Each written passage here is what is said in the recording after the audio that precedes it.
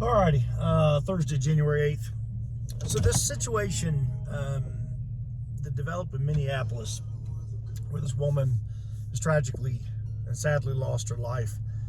So many people weighing in on it, and I've yielded 30 different people probably at this point, maybe more, have reached out, including a couple former buddies of mine that I served with, just asking opinion, sharing thoughts, kind of digesting this a little bit.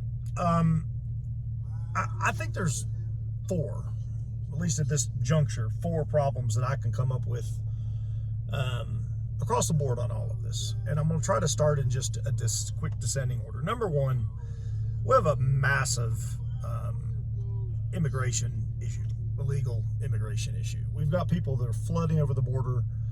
Everybody in the world knows this to be true, not just people here in this country. And our laws are being violated every single day. Despite how you feel about that, our laws are being violated every single day. And by the millions, people have come in undocumented, have no idea where they're at. And then there's all of this is kind of the subsection B to part one, all of the funding that goes into it, from healthcare to cell phones to financial checks being cut to give people a start, while we have the average everyday American, in many cases, just struggling to make ends meet. And we're just handing away and handing away and handing away. And this is very much a liberal mindset, a liberal ideology, and a liberal action step. Say what you want, but argue until the cows come home. I don't much care, because at the end of the day, everybody knows to be true. You're not accepting it as a distant second. It's a bona fide fact, and it's a huge problem for a myriad of reasons. Imagine, just for a second, just take your house. Just your house. We have laws in place to protect you, to protect your family, to protect your dwelling. We have law enforcement response, emergent, to come to help you should a crisis arise. Now imagine people are just climbing over your fence into your backyard, knowingly, willingly, and intentionally, by the dozens in this case, in your yard, just the curtilage of your property. Dozens, day after day, night after night. And while they're there, in some cases they're taking and stealing. In some cases they're just walking through. In some cases they're prepared to hurt. And in other cases they actually do significant harm to your family. How long would you tolerate that? It's real easy to say when it's a border and it's not you, it's no big deal. But ask the people down in Brownsville, Texas, or Detroit, or any other junction area where these people are just thoroughfaring through, and look at the problems that come in. And we immediately go, well, it's a government issue. But it's not. It's a voting issue. It's always been a voting issue. It'll always be a voting issue. The ineptness of the government can be discussed here in a second, but that is a vote problem. We have people that will not stand against this, the average everyday citizen. And right now we're seeing what's happening with the protests out in the street, and half these people don't even know why they're protesting.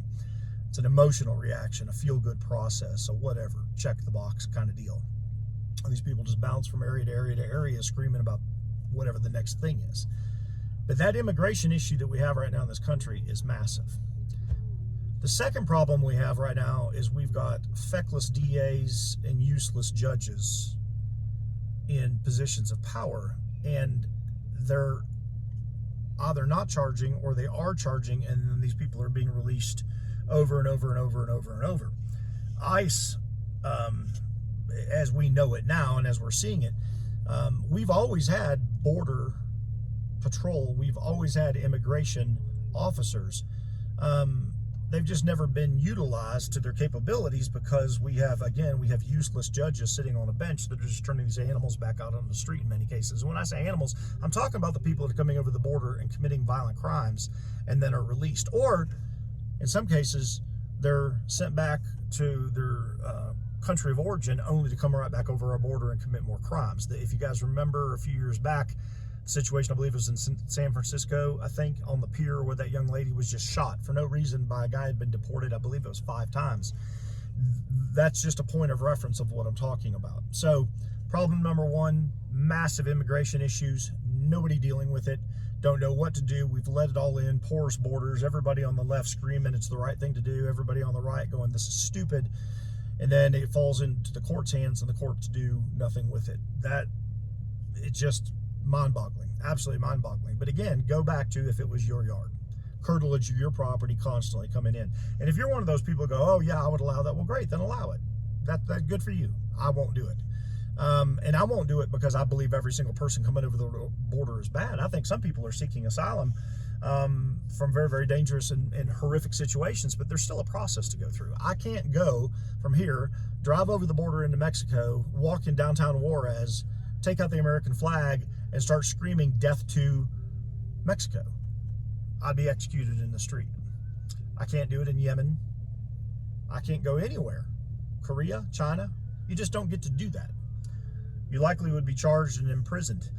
But here in America, because we're feel good, the judges have caught on to this thing, and then they decide politics from the bench, which is not what they're there for. So those are the first two problems. The third problem I'm going to go into is the personal thing for a second. I don't know this lady. It's tragic. As I understand it, she has 3 children, and they now no longer have a mother. We can't undo that. Nobody can undo that. Here's the problem that comes with it, and this is very much my opinion. I'm taking this from a husband, father standpoint for just a moment. I don't know this woman. I don't know what literally caused her to go down there and get in the middle of all of this. I don't know if she just ended up in the middle of it, just happened to be on the roadway. I don't know if she was intentional. I've heard different stories, but here's the thing. Regardless of any of that, and if you did go down there intentionally, by the way, and you got 3 kids at home, all you're doing is potentially putting them into a very bad situation, because it did go sideways, and it went sideways in the worst of ways. But what if it had gone sideways and you'd been arrested, and now you got other people that are going to have to come in to deal with the welfare of your kids while you're sitting potentially in jail or in prison? And now you're just not coming home, and it's tragic. Those children will never have a mom, and her last act was fleeing lawful orders by federal agents, and we all know what took place from there. So placing yourself in that position makes no sense to me whatsoever. I would never do that as a husband and as a father. I'm not going to go down into the middle of a protest, regardless of how impassioned I am about anything, and certainly not going to do it in a 3,300-pound vehicle or 4,000-pound vehicle, place myself in a harm's way by accelerating through federal agents or local law enforcement, whatever it may be. There's rule of law for a reason, and we should follow rule of law. Now, we can rabbit trail the whys of the ICE protests at a different time, but I'm just talking specifically about this lady. Tragic, yes. Avoidable, 100%. 100%. And yet people, we are seeing by the tens of thousands, keep placing themselves into these positions where they feel entitled to go do something that they're not entitled to go do. There's one thing to protest, and there's another thing to go violent, or potentially try to go violent. And these are the actions that the person takes, the responsibility that comes with it, and the accountability is measured forevermore. And this is going to cause a lot of unrest. It's going to cause a lot of problems. And there's a ton of factors that are involved in this, but make no mistake about it. It's 100% avoidable. 100%. Now to the law enforcement side of things. I'm a retired peace officer. I've had a lot of people reach out to me since this has happened because of, I guess, my background, but I've also had a couple fellow buddies that I worked with back in the day that said, did you watch it? What do you think? Look, I'm going to say the thing that nobody is saying right now. At least I haven't heard anybody say it, and I don't think too many people are going to like, but don't stand in front of a vehicle in a situation like that. There is always a time and a place for everything. Numerous times I've gone straight out of my car in a pursuit, straight up onto the hood of the suspect vehicle in a contained situation where they couldn't move, where shots had already been fired. I've got multiple officers that were in chases with me that would attest to this, and we took them out without harm. And at the exact same time, in that particular situation, the way it worked out, getting on top of the car quickly and shutting the situation down based on the circumstances that had developed previously and injuries or deaths that had already occurred, we're going to stop that threat. But I never had to shoot anybody. I'm not telling you there's not justified shootings. What has always bothered me every time I see this is when an officer just goes out and stands in front of a car. In that situation, I've reviewed the video from 2 different angles now, and yes, she unequivocally accelerated, and yes, she drove her vehicle at officers. Is the shooting justified is the $1 million question. Maybe. I don't know. That'll come out of the court of law, but I know this. I know that officer could have moved 2 feet to the right as she was accelerating, and they could have just dealt with her at a later time. Now, if she was absolutely driving, swerving at the officer, because I saw her turn right, I saw the officer move right, was there contact made from one angle? It certainly appears there was contact made. From the angle everybody's looking at, it doesn't look like there was contact made, but that's why you have different camera angles. This is the kind of stuff all the time we see one image and we assume it to be true, and then you see it from another thing, you're like, oh my gosh, that changes the story. But I do have a problem from the standpoint of tactics when I see somebody place themselves, being an officer, place themselves in what then needs to be a deadly force situation when it was just an avoidable situation. Now, I want to be very clear. I wasn't there. Never second guess a real-time op or a real-time interaction. I don't know what she said. I don't know what she did. I have no idea what that officer heard or saw from 2 feet away. But I do know from the video standpoint, he could have just moved to the right and potentially just let her go. And we'll catch up with her at a later time. Do whatever you need to do. Now, if it was a legitimate use of force situation that things happened and unfolded right there, the body cams will reveal it, all that, then great. If the officer had to make a split-second decision to save his life or somebody else's life, then I support and will always support the actions of the officer if placed in a situation where there's no other option. But there should always be no other option. And in this particular case, I think moving was a simple option. I've been in between foot chases and car chases, hundreds. Done, I don't know how many doors I've gone through on warrants and in fugitive recovery and in SWAT. Things always go sideways. Things always go wrong. There's always a factor, no matter how much you pre-op it, no matter what you do. Man, I bet I could count on 2 fingers the amount of times that was 100% fluid, 100% awesome. Absolutely no speed bumps, no hiccups, no whatevers when it comes down to a car chase, a warrant service, a SWAT call. There's always something. I'll leave a small percentage out, but it's an anomaly at best. There's always something, some factor that happens. And in this particular case, the world is unfolding because of factors, certain things that we may not know. And time will tell, I hope.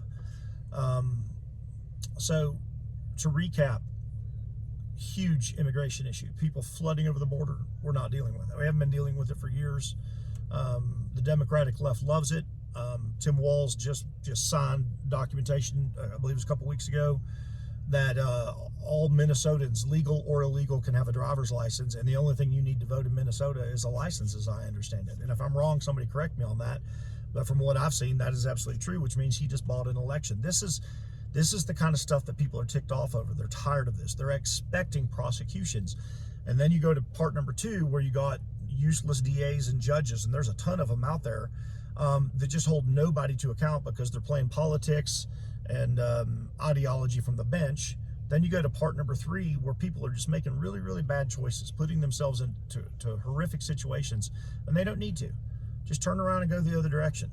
No reason to be involved in protests that become violent. There's no reason to be down there with your vehicle, putting yourself into harm's way, especially in this situation where you have 3 kids. And by every measure, it looks like that's exactly what took place. And then number 4, if you're in law enforcement, you use this up here. If the situation looks like it's going to turn south, then obviously you have to surmise that. But I can tell you, just watching that video, there was a potential crossfire situation in there at least twice that I saw.